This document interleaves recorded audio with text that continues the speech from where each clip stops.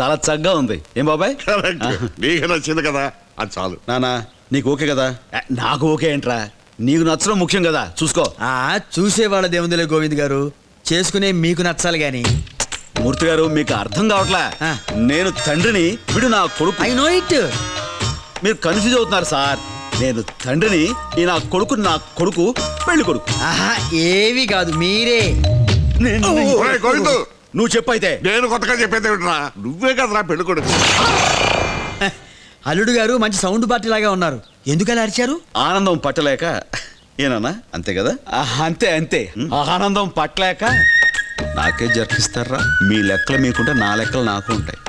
ఉత్తినే కామెడీగా ఉంటదని అలా జర్కిచ్చా.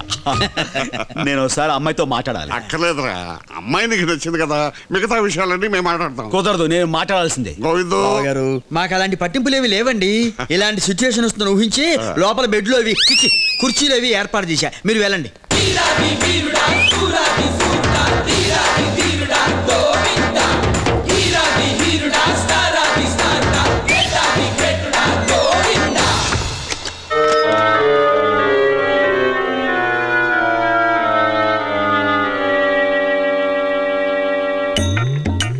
పావు గంట అయిపోతుందండి.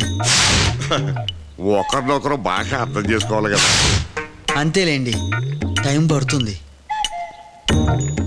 చింతాతయ్య, నాన్నేంటి ఇంకా రావట్లేదు? నేను అదే ఆలోచిస్తున్నాను. నేను కూడానండి. అరగంట దాటింది.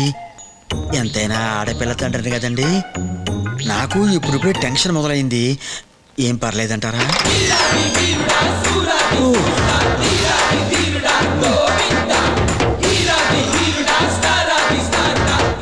లోపల ఫ్యాన్ లేదేమో, ఒక్క బోహిస్తున్నా. కమాలియా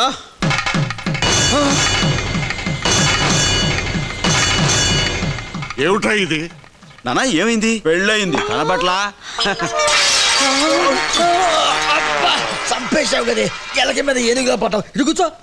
ఏమిటా ఇది? ఇద్దరు లోపలికి వెళ్ళి ముగ్గురు బయటకు వచ్చారు. వాడెవడు? వాడెక్కడి చూడు పట్టాడు? దొడ్డు గుమ్మలోంచి. ఏమండి, ఏం జరిగిందండి? నేను అదే అడుగుతున్నా, నోరు తెలవే. ఇతని పేరు బుజ్జి నాన్న. మన వీధి చివరి ఎస్టీడీ బూత్ లో పనిచేస్తున్నారు. మేమిద్దరం ప్రేమించుకున్నాం. ఏమండి, ఏం జరిగిందండి? నష్టపుదానా, నీ కోసం బంగారం లాంటి సంబంధాన్ని తెస్తే ఆ ఎస్టీడీ బోండాగాని చేసుకుంటావా? నిన్ను పోయే పెద్ద దబాయించావు గాని, ప్రేమించే మొగుడు దొరకడం కన్నా ఆడపిల్లకి మంచి సంబంధం మరొకటి ఉండదు. అరే, నీ కూతుర్ని ఇష్టపడే కుర్రోని వీధి చివర పెట్టుకుని ఊరంతా చదువుతావేంది? అసలు నీలాంటి వాళ్ళకి. ఏం జరుగుతుందండి? ఉండమ్మా, ఇంకా నేను చెప్పడం పూర్తి కాలేదు, నువ్వు పడుకో. కాబట్టి మీరు చేయాల్సిన పని నేను చేశాను. వాళ్ళని ఆశీర్వదిస్తే మీ పని కూడా అయిపోద్ది. అది కాదండి, ఇంకొక మాట మాడితే జంక్షన్ జామ్ అయిపోద్ది. ఎరా గోవిందరాజులు, నువ్వు చేసిన పని ఏమన్నా బాగుందా? పెళ్లి కూతురుతో ఒకసారి మాట్లాడొస్తానని లోపల తీసుకెళ్ళి ఆ అమ్మాయికి వేరే పెళ్లి చేసి తీసుకొస్తావా? ఎందుకు చేయరండి, స్త్రీ జనోద్ధారకుడు కదా అయినా. మరో విరుసలిగం పంతులు అయిపోతామని. ఏంట్రా ఇందాక నుంచి ఊరుకుంటుంటే తెగ రెచ్చిపోతున్నారు? ఎడగొలగా ఉందా? పెళ్లి చూపులు నీకని చెప్పి మోసం చేసి నన్ను తీసుకెళ్లి ఆ పిల్ల ముందు కూర్చోబెడతారా? చెప్తే ఒప్పుకుంటావు. అబ్బాయి, దానికి తెలిసి ఎంత బాధపడతాయి. చీటీలు చిన్న కదా నూకాలకి. ఏమే నూకాలు చూసావా? నీ కన్న కొడుకే నీకు సవితిని తీసుకురావాలనుకుంటున్నాడు. ఓ కొడుకు వాడికి అన్యాయం చేసినా ఒక భర్తగా మాత్రం నీకు ద్రోహం చేయలేను. నూకాలు ద్రోహం చేయలేను. గోవిందరాజు గారు ఓవరాక్షన్ తగ్గించండి. అసలు అమ్మమోహం గుర్తుందా నీకు? అందుకే కదరా ఫోటో పెట్టినాను. సంతోషించాలే. చూడు, నువ్వు పెళ్లికి ఒప్పుకుంటే సరే, లేదా నేను ఇంటి బయటికి వెళ్ళిపోతాను. ఒరే, ఆ మాట మాత్రం అనకరా. అయితే ఒప్పుకోరా గోవిందు. నాన్న తలుపు పెట్టంటే ఒప్పేసుకున్నట్టే.